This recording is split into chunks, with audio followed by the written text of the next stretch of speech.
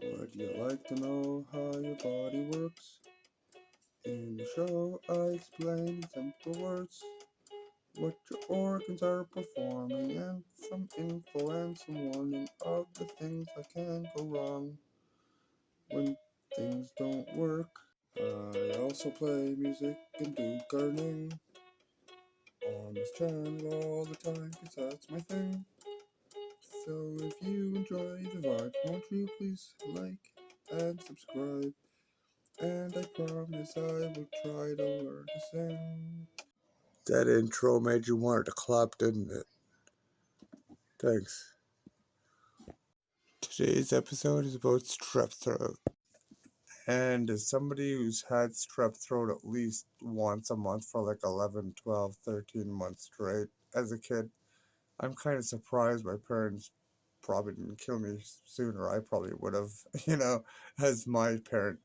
But I'm going to start off this episode with precautions and then work into how things work rather than what I would normally do with how things work and then work into, um, precautions and whatever.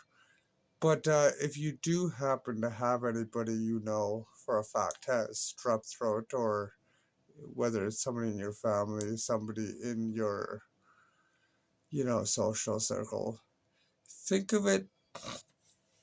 The quickest and easiest way I can explain this to you is act as if it were COVID. Now, granted, COVID was a viral infection, whereas strep throat is actually a bacterial infection. So, yes, they're different. But honest to God, like a lot of the precautions are quite the same. Like wash your hands frequently if you're around somebody like this. Try to keep a bit of distance. If you happen to be the one with strep throat, probably couldn't hurt to wear a mask. Um, Probably not necessary, but it does actually transfer through droplets when you're coughing and sneezing, so that's how it actually spreads. But now granted, typically it will not kill you, provided you go to the hospital and actually have it dealt with. But I mean, seriously, it's not as horrible as it sounds, but it can cause a lot of terrible side effects. So let's get into that now. So strep throat is primarily a sickness or illness that affects the tonsils or the throat as well, and it's caused by the bacteria known as type A Streptococcus bacteria or Streptococcus. Here's a bit of a representation, although I might put it down in the description if you'd like to see it and I forget, feel free to put it down in the comments. So, what are some symptoms and what are some solutions and what are some causes? Let's get into it.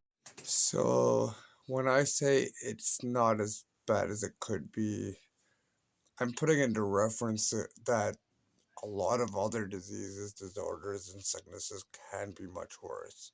However, strep throat can be a hell of a time to work through, and trust me, having it over a dozen times myself until they finally removed my tonsils, it can suck.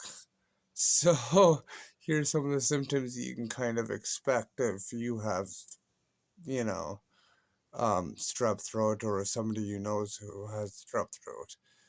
A lot of it really actually kind of resembles a flu or a cold. You can have like a severely sore throat. It can get pretty bad, more than just like my throat is dry and you're coughing. And there can be a lot of coughing with strep throat, but your throat gets a lot drier, a lot more sore, and there's a reason for that.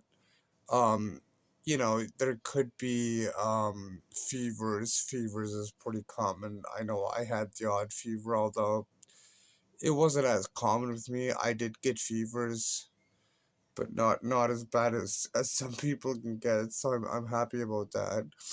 Uh, like a flu, surprisingly, can cause nausea, and, an upset stomach, and that sort of thing. Again, one of those ones that was a little less frequent with me, but it happened. You know what I mean? Um, you can get headaches, obviously, with the fever that comes along with it. Um, but some other things you might not notice yourself, although it might be your doctor who points it out. It often also causes like swelling in your tonsils, swelling in your lymph nodes in your neck. This can be common enough, but might not always be as noticeable with you, although it might be. Um, from some research I've done on it since, apparently it can cause like patches, in the back of your throat, on the top of your mouth, on your tonsils, whatever. I personally don't know if this affected me or not. It's not like I was looking in my own throat. I was a child. I don't know. Maybe it did, maybe it didn't. I'd have to ask my doctor, and if I had to be honest with you, I've seen so many doctors in my lifetime. I don't even know what doctor dealt with that, so I'm not going through that. But these are some of the symptoms you might come across: a lot of coughing, a lot of fever, a lot of sore throat, a lot of nausea, a lot of fevers, a lot of headaches. Kind of like a flu with a few other extra symptoms. A little bit of fatigue, possibly because of the fevers, a little bit of tiredness, you know what I mean?